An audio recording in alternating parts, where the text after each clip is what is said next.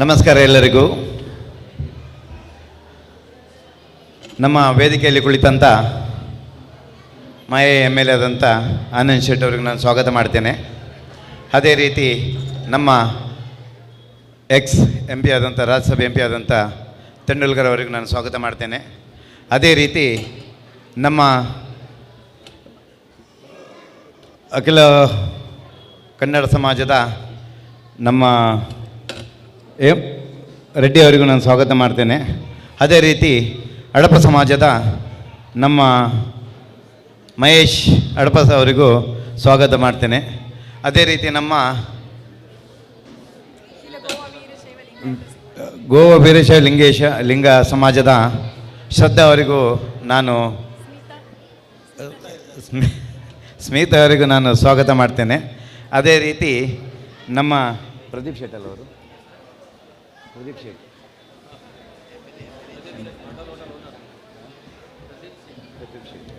ಪ್ರದೀಪ್ ಶೆಟ್ಟಿ ಅವರಿಗೂ ನಾನು ಸ್ವಾಗತ ಮಾಡ್ತೇನೆ.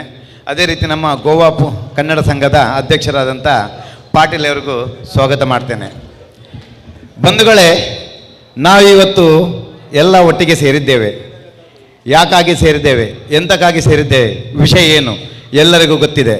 ಆದರೆ ನಾನು ಹೇಳ ಬಯಸಿದ್ದೇನೆಂದರೆ, ಗೌರವಂತ ಹಿರಿಯರೇ, ನನ್ನ ಪ್ರಿಯ ಸಹೋದರರು ಮತ್ತು ಸಹೋದರಿಯರೇ, ನಾನು ಮುರಳಿ ಮೋಹನ್ ಶೆಟ್ಟಿ ನಿಮ್ಮ ಪ್ರತಿಯೊಬ್ಬರನ್ನು ಅಪಾರ ಗೌರವ ಮತ್ತು ಹೃದಯಪೂರ್ವಕ ಆತ್ಮೀಯತೆಯೊಂದಿಗೆ ಸ್ವಾಗತಿಸುತ್ತೇನೆ. ಸಭೆಯಲ್ಲಿ ಕುಳಿತ ಎಲ್ಲ ನನ್ನ ಬಂಧುಗಳಿಗೂ ಮತ್ತೊಮ್ಮೆ ಮಗದೊಮ್ಮೆ ನಾನು ಸ್ವಾಗತ ಮಾಡ್ತೇನೆ.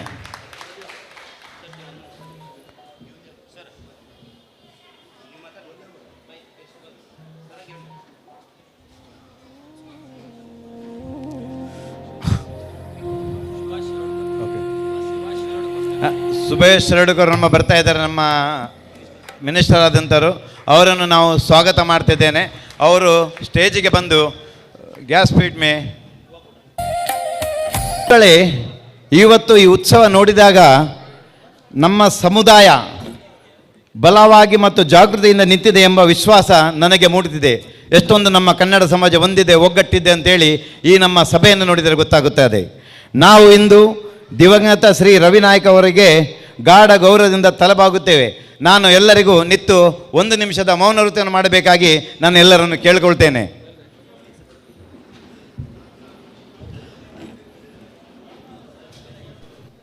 ಎಲ್ಲರಿಗೂ ಧನ್ಯವಾದ.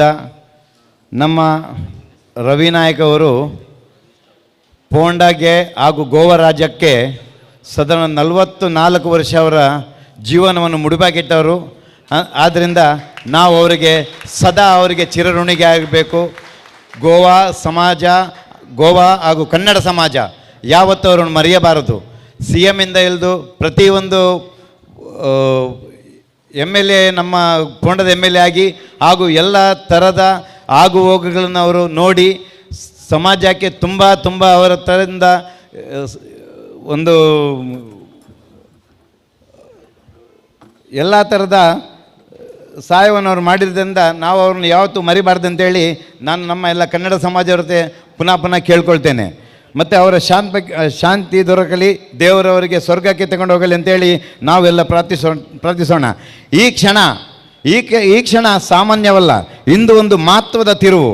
ಪೋಂಡದಲ್ಲಿ ನಡೆಯುವ ಈ ಚುನಾವಣೆ ನಮ್ಮ ಪ್ರದೇಶ ಅಭಿವೃದ್ಧಿಯಲ್ಲಿ ದಾರಿಯಲ್ಲಿ ಮುನ್ನಡೆಯುತ್ತಿರುವ ಸಮಯದಲ್ಲಿ ಬಂದಿದೆ. ರಸ್ತೆಗಳು ಸುಧಾರಿಸುತ್ತಿವೆ, ಸಂಪರ್ಕ ಮುನ್ನಡೆಯುವ ರಸ್ತೆಗಳು ಸುಧಾರಿಸುತ್ತಿದೆ, ಸಂಪರ್ಕ ವ್ಯವಸ್ಥೆಗಳು ಬಲವಾಗುತ್ತಿವೆ, ಯುವಕರಿಗೆ ಹೆಚ್ಚಿನ ಅವಕಾಶಗಳು ಸಿಗುತ್ತಿವೆ ಮತ್ತು ಅಭಿವೃದ್ಧಿ ಪ್ರತಿಯೊಂದು ಮೂಲೆಗೂ ತಲುಪುತ್ತಿದೆ. ಈ ಪ್ರಗತಿ ಮುಂದುವರಿಯಬೇಕು, ಅದು ಯಾವತ್ತೂ ನಿಧಾನಗೊಳ್ಳಬಾರದು. ಹಾಗಾದರೆ ಈ ಪ್ರಗತಿ ಮುಂದುವರಿಯಲು ನಮಗೇನು ಮಾಡಬೇಕು? ಈ ಪ್ರಗತಿ ನಾವು ಮುಂದುವರಬೇಕಂದ್ರೆ ನಾವು BJPಗೆ ಓಟು ಕೊಡಬೇಕು. BJP MLA ನಾವು ತರಬೇಕು. ನಮ್ಮ ರಿತೇಶ್ ಅವ್ರನ್ನ ನಾವು ತರಬೇಕು. ಯಾಕಂದರೆ ರಿತೇಶ್ ಅವರು ಯಂಗ್ ಆ್ಯಂಡ್ ಡ್ಯಾಶಿಂಗ್ ಇರೋರು.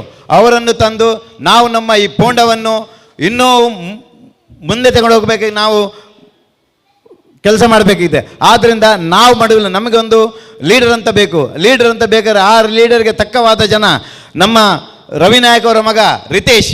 ಆದ್ದರಿಂದ ನಾವು ಯಾವತ್ತೂ ರಿತೇಶ್ ಅವರಿಗೆ ಜೊತೆಗಿರಬೇಕಂತ ಹೇಳಿ ನಾನು ಎಲ್ಲ ನಮ್ಮ ಕನ್ನಡ ಸಮಾಜ ಅವರಿಗೆ ಯಾವಾಗಲೂ ಕೇಳ್ತಾ ಇರ್ತಾನೆ, ಮತ್ತೊಮ್ಮೆ ಮಗದೊಮ್ಮೆ ಕೇಳ್ತಿರ್ತಾರೆ. ಆದ್ದರಿಂದ ನನ್ನ ಎಲ್ಲ ಕನ್ನಡವ್ರಿಗೆ ಹೇಳ್ತೀನಿ, ಎಲ್ಲ ಕನ್ನಡದವರೇ, ಪ್ರತಿಯೊಬ್ಬರು ನೀವು ನಿಮ್ಮ ಸ್ನೇಹಿತರಾಗಲಿ, ನಿಮ್ಮ ಕುಟುಂಬಸ್ಥರಾಗಲಿ, ನಿಮ್ಮ ಅಣ್ಣ ತಮ್ಮಂದಿರಾಗಲಿ, ನಿಮ್ಮ ಬದಿ ಮನೆ ಎದುರು ಮನೆ ಯಾರೇ ಆಗಲಿ, ಎಲೆಕ್ಷನ್ ದಿವಸ ಯಾರಿಗೂ ಎಲ್ಲಿಗೂ ಹೋಗ್ದಲೆ ಒಂದೊಂದು ಓಟು ಸಹ ಬಿದ್ದು ನಮ್ಮ ಹೃದಯೇಶ್ ಅವರು ಸಾವಿರಾರು ಓಟುಗಳಿಂದ ಲೀಡಿಂಗಲ್ಲಿ ಬರಬೇಕಾಗಿ ನಾನು ಎಲ್ಲ ಕನ್ನಡ ಸಮುದಾಯವರಿಗೆ ಕೇಳ್ತಿದ್ದೇನೆ.